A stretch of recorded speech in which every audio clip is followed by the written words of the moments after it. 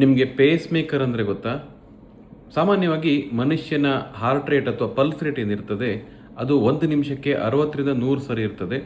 ಕೆಲವರಿಗೆ ಏಜ್ ಆಗ್ತಾ ಆಗ್ತಾ ಹೃದಯದ ವೈರ್ಗಳ ಸವಕಳಿಯಿಂದ ನಾಡಿ ಬಡ್ತ ಸ್ಲೋ ಆಗ್ಲಿಕ್ಕೆ ಶುರುವಾಗುತ್ತೆ. ಕೆಲವರಿಗೆ ಅದು ಬೈ ಬರ್ತ್ ಕೂಡ ಇರಬಹುದು. ಇದನ್ನ ಕಂಪ್ಲೀಟ್ ಹಾರ್ಟ್ ಬ್ಲಾಕ್ ಅಂತ ಕರಿತೀವಿ.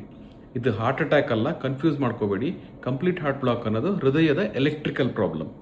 ಈ ಥರ ಯಾವಾಗ ಹೃದಯ ಬಡಿತ ಕಡಿಮೆ ಆಗುತ್ತೋ ಆವಾಗ ಆ ವ್ಯಕ್ತಿಗೆ ತಲೆ ಸುತ್ತು ಬೀಳುವಂಥದ್ದು, ಅನ್ಕಾನ್ಷಿಯಸ್ ಆಗುವಂಥದ್ದು ಅಥವಾ ನಡೆದಾಗ ಕೆಲವೊಮ್ಮೆ ಏದುಸಿರು ಬರುವಂಥ ಲಕ್ಷಣ ಕಂಡುಬರುತ್ತೆ.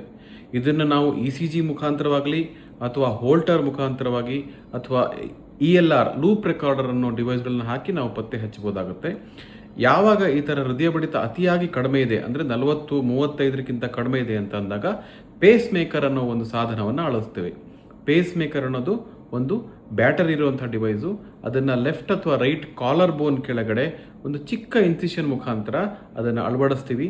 ಅದರಲ್ಲಿ ಸಿಂಗಲ್ ಚೇಂಬರ್, ಡ್ಯುಯಲ್ ಚೇಂಬರ್ ಮತ್ತು CRT ಈ ಥರ ಹಲವಾರು ಥರಗಳಿರ್ತವೆ. ಸಾಮಾನ್ಯವಾಗಿ ಯಾವುದೇ ಅನಸ್ಥೀಶಿಯಾನೂ ಇರೋದಿಲ್ಲ. ಅದು ದೊಡ್ಡ ಸರ್ಜರಿನ ಚಿಕ್ಕ ಒಂದು ಪ್ರೊಸೀಜರ್ ಮುಖಾಂತರ ಮಾಡಿ ಮರುದಿವಸ ಅಥವಾ 1 or 2 ಡೇಸಲ್ಲಿ ಪೇಷಂಟ್ಸನ್ನು ಡಿಸ್ಚಾರ್ಜ್ ಮಾಡ್ತೇವೆ. ಸಾಮಾನ್ಯವಾಗಿ ಈ ಬ್ಯಾಟ್ರಿ 10ರಿಂದ 15 ವರ್ಷದ ತನಕ ನಡೀತದೆ.